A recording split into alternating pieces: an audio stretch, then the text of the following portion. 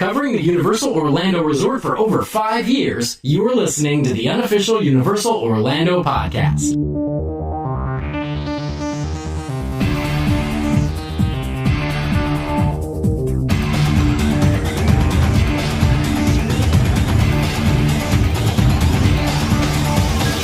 Hello everyone and welcome to episode 222 of the unofficial Universal Orlando podcast. I'm your host Lee, and joining me tonight is the returning, missed last couple, Darren. What's up, Internet? I couldn't remember there. And Hunter. Hey, what's going on? And Tracy. Who? We're all together again for 2 weeks running. You sound like a pirate. Back at it again with the Universal podcast. And we're going to do one of those episodes. Actually, I'll channel Tracy. This episode's going to be a little bit different from normal. No, it's not. Right. We know you enjoy our tap. I don't know what's going on. We need energy. Another one of our top fives, and this one's for Todd Elsroth, I feel. We are going to do the top 5 attraction facades at Universal Orlando Resort. And Hunter was the one that... Facades. Facades. Hunter was the one that qualified this. Right, so... To put it into perspective, the facade for an attraction is the entrance and the entire building behind it. Therefore, the entrance and Hogwarts Castle is the facade for Harry Potter and the Forbidden Journey. That is the qualification for what the facade is. So, the order we are going to go in is Darren, then Tracy, then Hunter, then me.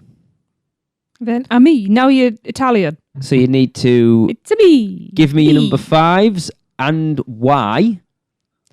And we will begin with Darren. Darren, what is your number 5 top attraction facade? My number 5 is Spider-Man. Really? Yeah. Okay. I mean, why? okay, so let me just start this whole thing off by saying, as far as Universal goes, I don't think they're as into facades, especially early on. They were not as into facades because they wanted to give it that studio feel. Of course, as time moved on, they got a little bit more advanced into it, but I just don't think there's too many attractions that do have like really cool facades to them. But yeah, no, for this one, I do like the facade because it's got that cool old school comic look panel feel to it. I know it's a small thing on there, but does it? I don't know if you consider the extended queue as well, but the Daily Bugle's out there as well. So, that's what I'll call my number 5. Cool. Okay. All right. Right. Think you might be sacked as well, Darren. Guess that's the wrong answer. I'm sorry. I guess Lee's is the right answer. Of course it is. I'm the one hosting the thing. I'm getting all the right answers. Tracy, your number 5. My number 5 is Despicable Me, Minion Mayhem. Okay. Because when you look at it, it just juts out. It's there. It's in your face. It's different to everything around you, isn't it? It's one of the first things you see coming in the park. It's, in a good way, it's jarring. Mm.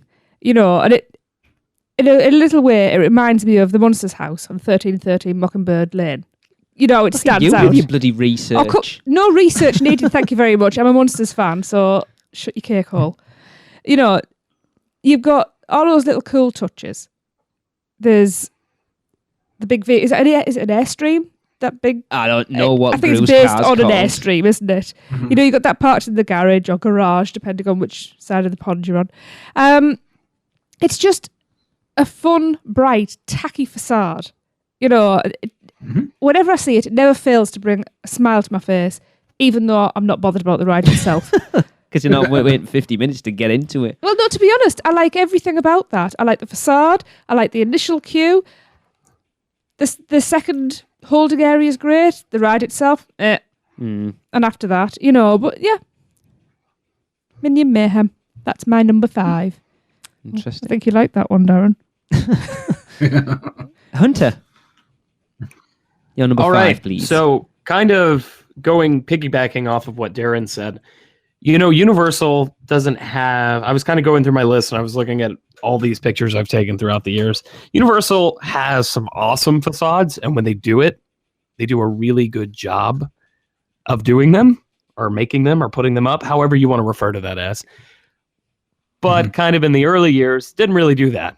I am unapologetically a fan of Jurassic Park River Adventure, but their quote unquote facade is just a sign outside him on a big rock. Yeah. So Yeah. my number 5 is actually Spider-Man as well, in the sense that I think, at least in the sense of it being simple, it fits the rest of the theming of the land. It looks like a comic book panel, and it really lets you know what this ride is about, and it's iconic at this point. You know, Spider-Man, more so for the ride itself, but that ride, it was referred to as the best theme park ride of all time for over a decade, I believe it. Well, close to a decade, if not over a decade at one point. So Some people still I'm going to now. go with Spider-Man 2.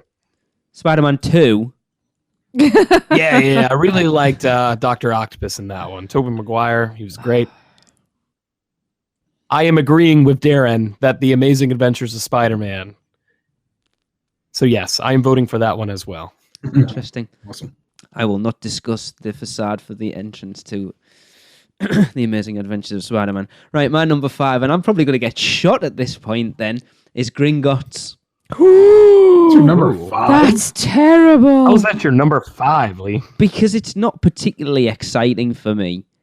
Yes, it's iconic. Yes, it looks exactly like Gringotts from the film, but there's nothing really, other than the dragon on the top, and it looks all right lit up at night. There's nothing exciting about it for me. It is what it is. I think if you take the facade for the ride in the context of Diagon Alley, then it's fantastic. But on its own, it's just a weird shaped building with a dragon on the top. I am interested to see what you put ahead of this because, spoiler alert, I had to put Gringotts a bit higher, even though I'm not fond of the ride, just because Universal doesn't really do iconic facades, at least up to this point. All right. Well, there you go. Right, moving on. Revelations. We will do our number 4. So it was Darren. Darren, what is your number 4? My number 4 is The Simpsons. What the hell? Okay, so again, you know, like Tracy on her last one, you might not like the attraction so much, but you gotta admit the facade of The Simpsons is pretty grand. Mm-hmm. We're a little jaded and Yeah. used to it, but seeing the giant Krusty head there is pretty cool, and you know the giant Krusty Land sign behind it, and I think is pretty neat as well. So I love looking at the Krusty Land from across the waterfront, like Yeah. over by London. Oh, yeah. I love looking over there, especially at night when it's all lit up. Mhm. It's a really cool. Yeah. And Horror Nights, when there's a little bit of mist in front of it, Mhm. that becomes a very creepy facade as well. That's very I'm ominous. still waiting on my Treehouse of Horror Universal. Yep. Yes. I think it's a lot better now that they've incorporated the skill games into the facade as well. Yeah, it's Yeah. one of those. I'm not a fan of the skill games pretty much anywhere else, but I actually really, really like them there. Yeah, I like the red carpet leading up to it. It's Krusty's tongue as well. Yeah, we always stamp on it as we go Yeah. in. I'm surprised you chose that one, Darren. Mm. Especially considering Into what the it ride replaced. too. You know, like welcome to a wonderful journey in my mouth. Okay, I am shocked by people's answers so far. I will be honest. Tracy, number 4. Right. My number 4 is a horror makeup show. Okay. Oh, okay. It is different. It's not obviously it's in the Hollywood area, but it's different.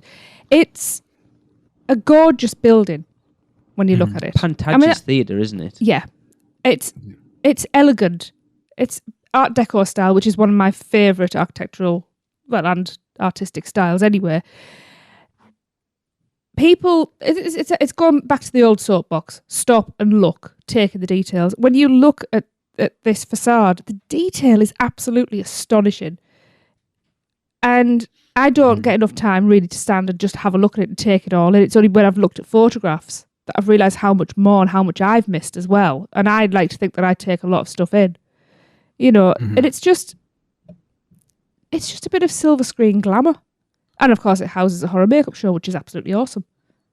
Yeah. And the windows out front, you know, Yeah. that's always really cool as well. Yeah. Plus, it's still a standing tribute to the old classic Universal as well. It really Yeah. is. I just wish they'd use it more for horror nights. I don't understand why they don't. Who knows? Who knows? One of life's mysteries. So yes, horror night. Darren's like, maybe if we're lucky, they'll move Fiends over there. Yeah. No. Hunter, Oh yeah. For sure.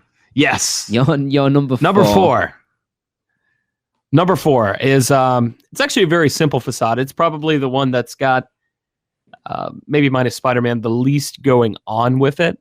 But when I think of Universal, it's something I can always see in my mind's eye, and that is Men in Black Alien Attack. Okay. It's kind of just a big white box, but Yeah. there's something about pretty much being able to see it from any corner of the park. Yeah. But there's a couple of things I really like. I really like the little standing towers outside of Men in Black. Uh-huh.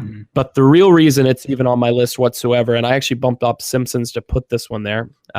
So yeah, sorry about that, Simpsons, is when you were walking in the park, when you were there in the summer, and the park is actually open a little bit later, and you actually get to see the shooting stars across the front of Men in Black Alien Attack. That's just it's such a simple effect, but it's one of my favorite things to see. And it's just, I have my affections for the ride, and I just get a big grin on my face every time that I walk down Springfield or anywhere else in the park and I'm able to see it. So yeah, Men in Black Alien Attack is my number 4. Okie dokie. It almost made my list because of that, because of those and how it looks at night, the light effects that they have on it. But yeah, Yeah, I love it. I just think Simpsons looks cool at night and during the day. So That's true. Yeah. Okay, I think I've just gone a bit more cliched with mine, haven't I? Right, my number, what are we on? Number 4 is the Hulk. Oh, I actually really like the new Hulk facade.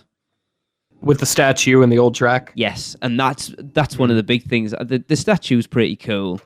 I love the fact that it's an old piece of track that it's holding up. That's something. That's something that 10 years ago Universal would never have done, and now they've realised that there are fans out there who have that nostalgia for the parks. Mm-hmm. Now they're doing the type of stuff that Disney would. But I think the main... I mean, I haven't even seen it in person. I've only gone by seeing the pictures of it, but it looks stunning at night.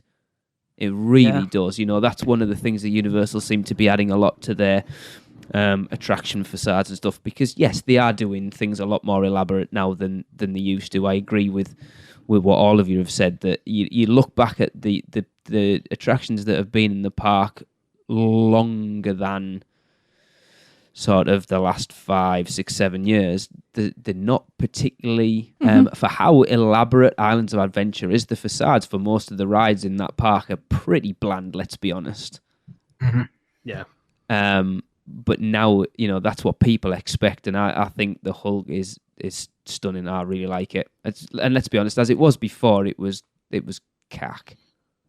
It has an entrance now, whereas before it kind of didn't. Yeah. yeah, very true. I'm sure Darren will agree with me. One of the most interesting parts about the Incredible Hulk facade is that it's the only mention of the actual Hulk character on the new Hulk coaster. Yes. Yeah, that is true. It's super weird. Very odd. Mm. Yeah. Right, moving on to our number 3s. Darren, what is your number 3 for Cade? Forbidden Journey. Oh, Hunter's going to kill you. Ooh. Yeah, I mean it's a cool tiny castle, but it's a tiny castle up there. Darren. Yes. Darren. Tiny Castle. Have you seen Beast Castle in New Fantasyland? Yeah, that's tiny. Yes, I have. That's also a tiny castle. That's a very tiny castle in comparison. What is this, a castle for ants? It's a Well, tiny this one is a castle for mice. A Like- castle for monkeys. Monkeys. So when are we going up? Talking. Yeah. Yeah. It's a really cool facade. It looks like, rocks, and you got that castle up there. Cool. I don't know. There's not much to say about that one, I guess. No. It just looks really nice. It does. Well, I I wish like they it. did more with it. I'm sure we'll discuss it more. Yeah, I wish they did more with it at night with the lights like they do in Japan. Yeah. Yeah. I'm sure we'll talk about it more as we go on. But what I like about Forbidden Journey is I love it's got the same effect at the entrance that Tower of Terror has, with like where it says, I can't remember what it is in Forbidden Journey. Does it say Harry Potter? I can't what it is, but It then says Harry Potter and the Forbidden Journey. but the Forbidden Journey sign only comes up in the lights every now and again. It's like if you look at is it the Hollywood Tower Hotel, and then in the twinkly lights it says the Tower of Terror. Is that right? Yeah. Yep. The Yeah. Forbidden Journey is the same. I love that. I think that's so cool. Yeah. Sure. Okay, Forbidden Journey, Darren. You've gone down 1 point in Hunter's estimation. Yeah. Tracy, you're number 3. My number 3 is Skull Island, Oh, Reign of Kong. Obviously, give it its full title. Now, not been there, obviously. well, I we've kind of seen it yeah, from behind a wall. Yeah. Yeah. I live streamed us walking past it. Yeah. Obviously, I have, once it's been finished, I've already seen it. Pictures and videos. Pictures and videos on net. It's another facade that is absolutely stunning, whether you're looking at it by day or by night. It looks like it's really been carved out of rock, not just constructed. Does that make sense? Yeah. It's just beautiful. The planting around it is amazing. Just the attention to detail is unbelievable. I'm sure there's stuff in there that many people have missed, that hopefully we will see if we get back out there. It's one of those things, it's not a great stretch of the imagination to believe it really is a temple. It's just got that foreboding It's awesome. It looks air huge. about I don't it, know yeah. how huge it is, but it looks massive. Yeah. So yeah, that's my number 3. Right. Hunter, you're number 3. You called upon me, Lee, and I'm going to answer your question, darn it. Well, go on then. It's Escape from Gringotts. Ooh. So, Escape from Gringotts is not a ride that I'm very, very fond of. But we're talking about facades. So, it's really cool walking through Diagon Alley and seeing that they've made a film perfect version of Gringotts. Now, I still have my personal wishes for it. I honestly wish the dragon wasn't there because I feel it takes away from the theming. But like Jim berated me years back, not berated me. He kindly told me, like the gentleman that he is, it's a theme park. You got to have something to drive the people in. So Yes. I've grown kinder to the dragon as time has gone on. The dragon's the best Escape bit. from Gringotts it looks massive, and it looks like a real bank, and it's just like everything else in Diagon Alley. It's a great representation of the attention to detail that Universal has when adapting these iconic properties and putting them in their theme parks. So, number 3 is Escape from Gringotts. I'm trying to think what everyone else has got left in their list now. There's a lot. I will agree with Tracy for my number 3, Skull Island, Reign of Kong. You agree with me? It shows the direction that Universal are going with their theming and stuff now. Like Tracy said, it looks like actual rock. I love that the entrance bit that you go through is Kong's head. It's awesome. I love the fact that you can see the ride vehicles going around from like standing outside of the facade as well, which is cool. But I think one of the biggest things that Universal seem to be doing is, and I hope it's something that we do see more of with them opening the parks later, but they do seem to be adding light packages to a lot of the newer attractions. You see, they've done it with Hulk. They've done it with Skull Island. That they look stunning at night. We're going to see it when Volcano Bay opens. So I'm hoping that they're going to start opening the parks as late as like Disney do with the Magic Kingdom and Epcot and stuff like that, so they can really show off these the light packages that they're putting on these facades, because unless you go at very specific times of the year, you're not going to see it. And I think Skull Island deserves to be seen during the day and at night. And again, we've only seen it in sort of promotional pictures that Universal have put out there. We've seen it behind a construction wall, kind of. We never thought to actually go into Camp Jurassic and try and have a proper look at it from over the top. So we were like trying to jump up and have a look over the wall. We're not very clever like that, are we? I think it encompasses everything that attraction is going to be before you set foot into the queue. And I think it's definitely the top. It's number 3 in the top facades at Universal Orlando Resort. One thing I kind of wanted to add on top of what you were saying, Lee, is that what's really cool about Reign of Kong, especially at night, is you are, depending on where you're entering from, if you're entering the correct way, you're entering through Jurassic Park. Jurassic Park is a very, very dark section of the park. There's not a lot of extra light in there. And reaching kind of the end by the Thunder Falls Terrace and seeing everything lit up with the giant doors and seeing like they usually have the flames on. I think they're always on, but seeing everything lit up when you turn that corner, it's really a stunning effect. And it really provides the identity of, we're out of Jurassic Park, we're into something totally new, but the transition is so perfect that you don't even know while it's happening. So Universal Creative definitely deserves a big round of applause for that, in my opinion. Cool. Absolutely. Also, I can't wait to ride it. Anyway. Yeah, I know. Cool. Well, if you want to make up your mind about which attraction has the best facade, then book a trip to Universal Orlando Resort and make sure to contact Fairy Godmother Travel. They can, of course, take care of all your Universal Orlando vacation needs, and it will not cost you an extra penny. You know what? You want to say, Universal, I'm going to take a couple days off. I want to go hang out with Hunter. And I want to talk about my top 5 Walt Disney World facades, because Lord knows those are better in a lot of regards. They can also help you out there. We should do that at some point, just for a laugh. And you can contact them today by phone on 832-284-4002 or toll free, not toll free, on 888-939-642539 or go to www.fairygodmothertravel.com.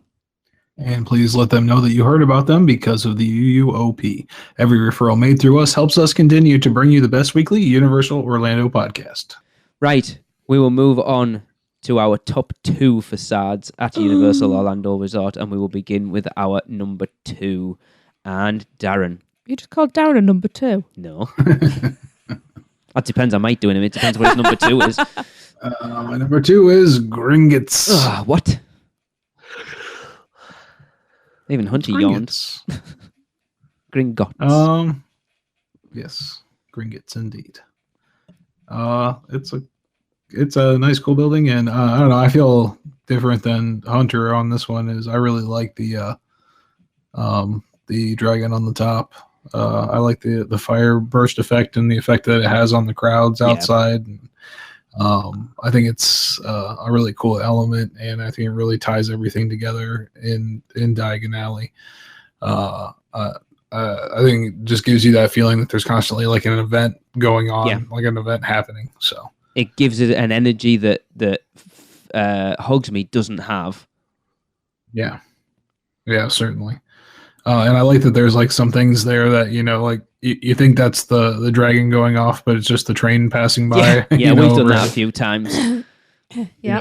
So, it keeps you on your toes for sure when you're going through there. And it just ties in with the area so well, and just fits in perfectly. So that's why it got to number 2 on my list. Interesting. Tracy, you're number 2. My number 2 has already had a mention. Okay. My number 2 is The Simpsons. What? Oh. Just because you went, what? I'm allowed to be controversial with my answers, aren't I? That was just to wind you up. Right, so The Simpsons ride. What can I say about it? Like Darren said, we've got all like the midway stalls there, which is a lot of fun, and you can actually play them. It's, but I won't. Again, it's another bright and colourful facade. It's fun. Again, it's tacky. I don't know what this is saying about me. Bright, fun, and tacky. I'm not sure. That's twice in this one. That's why we always stay on I Drive. True, and it's cheap. Gotta stop at those gift shops. There's a big wizard up top. The lazy eye. You know, all of these little, I keep calling them stalls, what are they? Game Game booths. crap. But they're all so funny. There's gags galore they are there. really You good. know, what's one of them? Don't even I love try the it, you Santa's can't Little win. Helper. Yeah.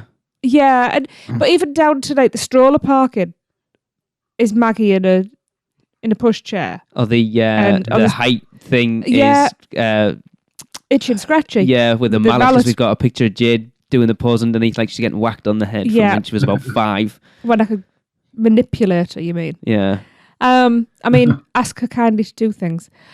You know, it's just little gags and little details like that. Because again, it's another one. You could spend quite a lot of time just looking at it and finding new things. You know, and I just think it's a cool facade, and I love it. So that's my number 2. My only complaint is that everything is quite two-dimensional. But it's The Simpsons.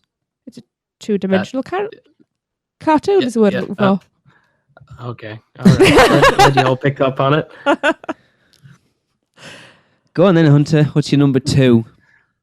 Number 2, Skull Island, Reign of Kong. You know why? Go They on. got a massive hot dog stand right outside. That sells the Kong dong. Dog. I think we should be getting some kickback from Universal I think so. because Yeah. it is a rite of passage in the Producers Club to post your photo eating your Kong dog at this point. Yes, I noticed Thomas had one last week. Yes. The thing I love about Reign of Kong, kind of like everyone has already addressed previous, I guess minus Darren, but I'm sure we'll get to that in just a second. The thing I love about Reign of Kong is that as soon as you walk up, you can tell exactly what's going on. Yes. You know that, hey, this attraction's probably not fit for kids. Hey, there's some spooky stuff going on here. Hey, what you got inside those gates, King Kong? There you go. I love the kinetic movement of the attraction. I love that you have these big, gigantic expedition vehicles driving by every couple seconds. And I love watching the gates open, and I like watching the torches flicker. And there's just so much to really, really like about Reign of Kong. I went recently with a good friend of ours at the show, Andy, and he said, well, we kind of agree that it's the best parts of, Indiana Jones out in California and a little bit of Jungle Cruise, along with kind of the classic Kongfrontation feel of things. So just really, really cool. And I think it's a success on all levels. Even if you don't like the ride itself, the outdoor presentation and the queue inside, I haven't heard a single bad thing about. So Reign of Kong, well-deserved, number 2. Did you just say, as a little bit to the Jungle Cruise, no one told me that there's a skipper on board telling bad jokes? Well, that's you see me. You gotta ride with me. You see that ape over there? Do you know how he does his bacon? Under the gorilla. That is a Well, bad joke. so, It when you're is. waiting in line for the Jungle Cruise, they're playing kind of like the, not swing or big band, but they're kind of just playing like the radio music. Yeah. And then they've got the, hey, everybody, how you doing? They've got the old school radio narration Yes. on there. So that's where that comes from. Cool. Oh, I got you. Cool. Right. Well, my number 2, I'm intrigued to find out what people's number 1s is, because there's only one person at the moment I could call what their number 1 is. I can call Darren's. Maybe. Darren might surprise you. He surprised me already a few times tonight. Is it Storm Force Acceleratron, Darren? Exactly. My number 2 is Harry Potter and the Forbidden Journey. Oh, Did you think that was going to be number 1? no. I'm just trying to inject a bit of surprise. I mean, it is what it is. It's the most iconic thing in Harry Potter. For Hogwarts Castle, it is what it's all about, basically. Why didn't it make my number 1? Well, I guess you'll find out. But I've said already, I love the little twinkly light thing at the beginning. It is what it is. It's kind of like, I know I said we're not taking Diagon Alley into consideration when you're looking at Gringotts, and I don't think you can take Hogsmeade into consideration when you're looking at Forbidden Journey, but it is kind of that crescendo at the end of Hogsmeade, it's the focus of that entire land. But taking that out just as a thing itself, it is, like I said, it's the most iconic thing you're going to look at in Harry Potter, and I think it's stunning. They've done a good job. It does look a little off scale, but not as bad as Hunter. You've already mentioned the Beast's Castle in New Fantasyland. What is going on with that castle? It's a tiny, tiny castle. Yeah. They never said how big everyone was. It's funny because I was there while they were actually putting up New Fantasyland. You would see like a seagull fly by and land on it. Just a giant bird terrorizing. Yeah, I think the only thing is that those trees need to pad out a little bit along the side because you can see the shore building a little bit from if you're walking like through Jurassic Park, can't you? I know it's not the facade technically, but it... Yeah, well, you're walking in the wrong way if you're coming in from Jurassic Park anyways. True. Yeah, but it doesn't make any difference. Even if you're walking from Hogsmeade into Jurassic Park, you're still going to see that. Yeah, well, it'll go up. Yes. It'll grow. Trees grow. And it does look good at night again. Yeah. But not my number one. Sorry, Hunter. I do love it, but we'll see. We will now move on to our number one attraction facade at Universal Orlando Resort, and we have a drum roll. Darren, what is your number one, please? Terminator 2 3D. No, what's your real number one? It's Kong. Yeah. Kong, Yeah! Kong. Yes. Kong is my number one. Everybody else has said is pretty much it. I think the facade out front, the entryway is impressive enough on its own, but like you said, seeing those ride vehicles going by, the gigantic ride vehicles, and also seeing, clearly sitting there. I think they do that to kind of prove a point to you too, because there you can clearly see that there's no track, no track system there while you're standing there in line or walking past it. So I think that's the point, because when you're on the vehicle, you don't know for sure if there is or not. You can't really see anything. But that shows you ahead of time that, all right, there's a robot driving your vehicle. You just see this big, massive truck booking it down this path, and then you see the other side of the vehicle, the wheels lift up in the air as it's making that turn. Yeah, not quite as dramatic, but yeah.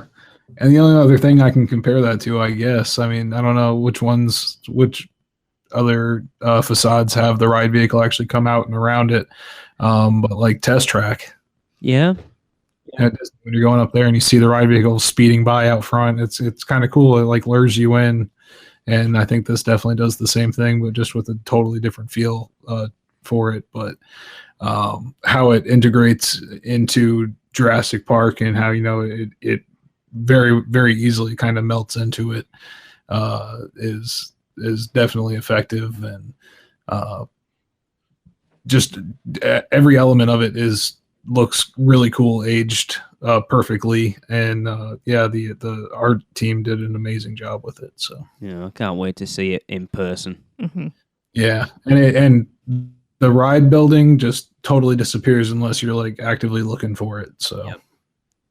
Keeping your eye away from it, I think. They do a great job of theming everything. Even the team member costumes. I love the team member costumes for Reign of Kong. Yeah. If I had to work on a ride system, I would want to do that one, I think. Yeah. We need to see it. I know. I love how still the fact that we interviewed Adam Rivest about it. So we got 4 members on the podcast. Who are the 2 that interview the creative team member? The 2 that have written it. Yep. Tracy, what's your number one? Barney's Echo Tunnel. It's not actually got a bad entrance. It's an exit, isn't it? Behave yourself. It is a facade because it's bigger on the inside. It's the TARDIS of childhood icons. We've gone in and come out of Barney's backyard. Barney's Echo Tunnel doesn't have a facade. It's part of Barney's backyard. Okay, it's Forbidden Journey then. Oh, fine. It's boring. Go on. Fine. Whatever. It's boring. Why? Well, you're not interested. I'm not, but everyone else listening might be. It's another one that it looks great by day, it looks great by night. I agree, it could do with a bit more at night, but the park isn't open for that long once it's dark, is it? For me, I think it looks amazing regardless of whether you're viewing it, as I say, night or day, from the back or the front. It's there. As you say, it's iconic, it's just... When you think Harry Potter, what do There. you think? Hogwarts. Exactly. Okay,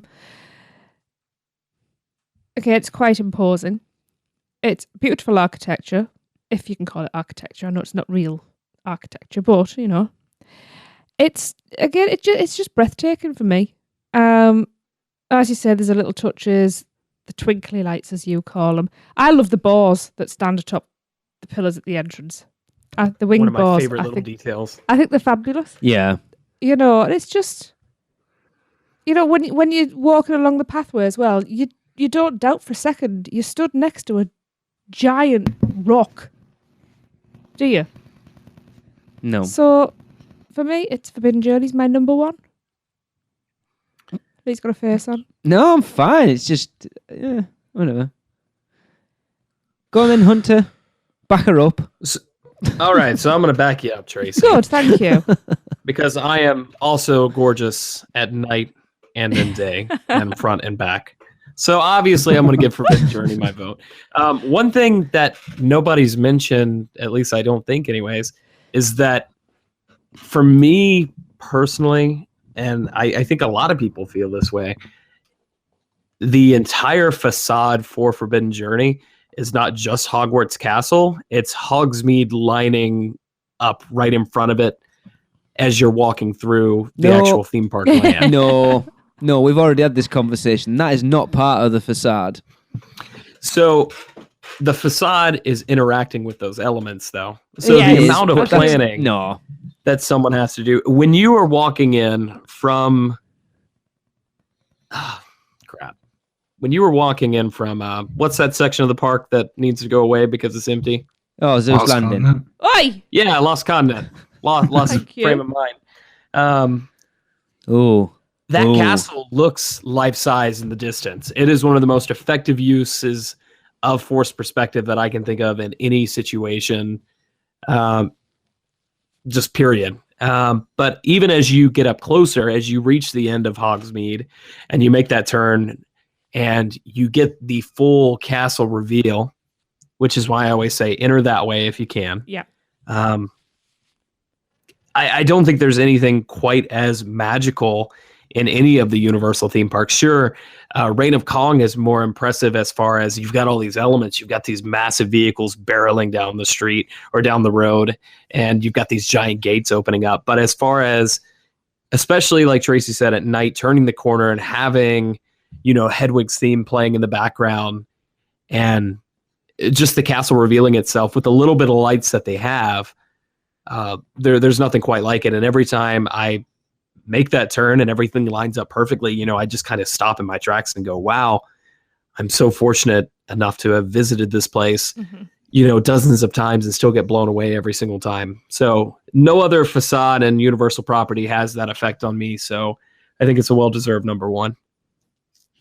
Agreed. Interesting. Do I know what yours is. you think you do? Yeah, I do. Well, Hunter, Cat in the hat. speaking of that area that needs to go away, Oh, yeah. my number one is Poseidon's Fury. It's in my honorable mentions, so I'm glad you brought it up. Didn't mind to. I think it is the most elaborate facade in Orlando, if I'm honest, because you enter that whole area is the facade. Because the actual, for me, the facade starts. Oh, so it's fine when you say it, but not when I say it? No, because that's part of the facade for it. If you're taking Forbidden Journey in the same, when you enter Forbidden Journey, it's when you are passing through those gates where it says Harry Potter and the Forbidden Journey. So therefore, you enter Poseidon's Fury from the main thoroughfare across from Mythos. So from where that big hand is holding the trident, back over is the facade for Poseidon's Fury. Not the queue, Todd, the facade, right? And it's just, do you know, it's somewhere that I haven't spent anywhere near enough time, and I realised now, because it is absolutely stunning. You know, you walk in seashell floor. Yeah, you walk into that area and know that you are somewhere in another time, in another world that's different to anything you've ever been on in a theme park. It takes you to a different place. You know, you've got like the little waterfalls and all of that, which I love, adding kinetic energy to the area as well. And then the actual building itself is stunning. You know, it is. What are we looking at? Greek? What's Poseidon? Is it Greek mythology? Roman? Which is it? Greek. Yeah. Greek. And again, you know, even though that's been there since Islands of Adventure opened, it's still got a fairly decent nighttime light package on it as well. I'm questioning myself now. Poseidon. It's Poseidon and there's Neptune. One's Greek, one's Roman. I'm confused now. What? Neptune or Neptune's Roman, if I remember correctly. That's what I thought, but I confused myself. Yeah, Neptune's the same god in like the same realm as Mars, and Mars is Roman, isn't it? Yeah. The Roman Yes, goddess. Yeah. that is correct. I mean, I love that attraction as well, which is something that not a lot of people can say. I hope it never goes. I'll be honest. I think it's stunning. The last vestige of an attraction that's pretty much team member driven. But take now just the facade itself. I just think it is. We've said that it's elaborate facades aren't something that Universal has been doing up until probably the opening of Forbidden Journey. Yet that's been in that park for what we at 17 years at this point, which is weird when you look at everything else in the park. That is the most elaborate thing in an area that not a lot of people particularly care about anymore. But for that reason, I just think yes, Gringotts is more iconic. Yes, Skull Island is a lot more kinetic with the trucks and stuff, and the night package and the fire and all of that. It is awesome, but it's the most elaborate entrance facade. Just I don't know what else to say about it. I just think it's stunning. So there you go. Yeah. There's my number one. Cool. So I guess we've got honourable Awesome. mentions. So if anyone wants to. I'll just toss out, because you already took Poseidon's Fury. I've actually got two. I think Mythos is very, very impressive, but it's a restaurant, so I did include it on my list because I was aiming for rides. And another one that I didn't add on my list because I was aiming for rides is the Jurassic Park Discovery Center. I think it's a super effective piece, especially if you're looking at it from the other side of the lagoon. Yeah. And even though the inside is very, very dated and, you know, it doesn't really do a lot anymore, the actual presentation is awesome. And I love especially walking down in front of the Discovery Center and looking back, and they've got the amber doors. Like I said, it's them taking that attention to detail from the movies and adapting it and putting it into a real life location.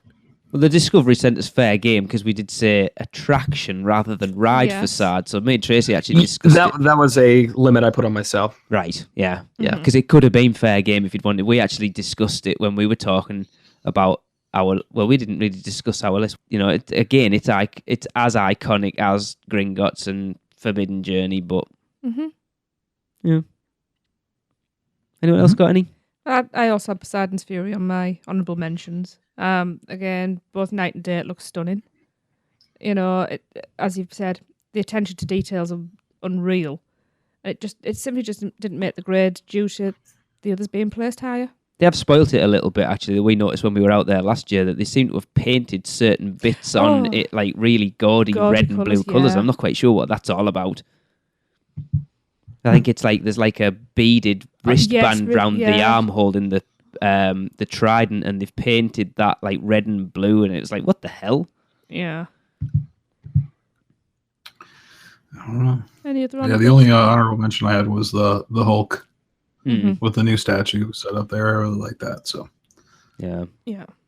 I had when I came down and I put my list, I went through them all, and I had a list. I came up with a list of 6. That was it. It's like, right, there's my 6. At 11. So I need to get rid of 1 to get it down to 5, and then put those 5 in order. And the one that got left off in the end was actually Tracy's number 5. Was it Despicable Me, Minnie and Mayhem? Mhm. Because it's Gru's house. You know how cool. Whose house? Gru's house. Say what? But it's cool, you know. It's Gru's house. It's awesome. And then there's like all the little minions along the side doing stupid, crappy things and stuff. I think it's awesome. Yeah. But yeah, I think all the rest were better. So I also had Gringotts on there. Oh, you didn't have Gringotts at all? No, nobody picked up on that. No. It's got a dragon that breathes fire on the top. But that's it. It doesn't move. Yeah. Yeah. Forbidden Journey's got nothing on the top that breathes fire or It's got a doesn't move. castle.